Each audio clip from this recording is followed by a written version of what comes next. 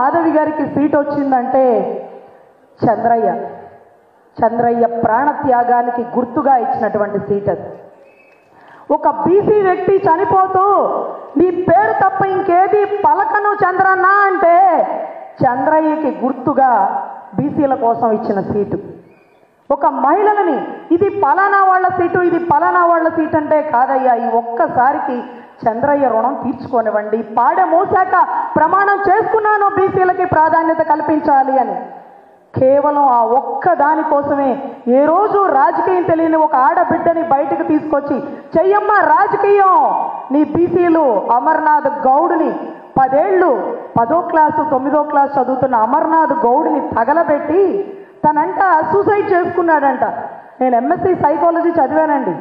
ఒక వ్యక్తి సూసైడ్ చేసుకునే వ్యక్తి పాయిజన్ తీసుకుంటాడేమో, హ్యాంగ్ చేసుకుంటాడేమో, పసిబిడ్డ ఎప్పుడూ కాల్చుకోడండి. అక్కకి జరిగిన అవమానానికి ఒక బిడ్డ తగలబడిపోతే ఆ బిడ్డని సూసైడ్ కేసు అని చెప్పి కొట్టి పక్కన పడేసిన ఇలాంటి నీచులని బయటికి లాగాలి అంటే బీసీ మహిళ బయటికి రావాల్సిందే. ఒక తల్లికే చెప్పుకుంటారు బిడ్డలు తన కష్టాన్ని.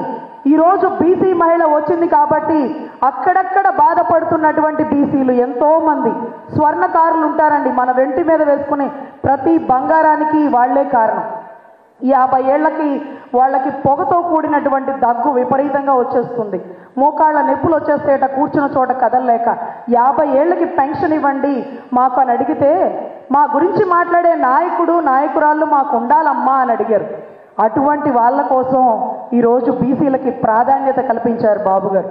ఈరోజు ఈ సీటు ఈవిడికే అన్నప్పుడు కాదు కూడదు అంటూ గుండెల్లో పెట్టుకున్నటువంటి తెలుగుదేశం కార్యకర్తలు గెలుపు మీదే. పశ్చిమ గడ్డ ఎప్పుడు తెలుగుదేశం అడ్డ. వీటన్నిటికంటే మించి కోలుమూడి నాని అన్న ఎవరొచ్చినా ఒకేలాగా స్వాగతించేంత గొప్ప సహృదయుడు. అటువంటి వ్యక్తిని ఈరోజు కావలిగా పెట్టారు గుంటూరు పశ్చిమానికి.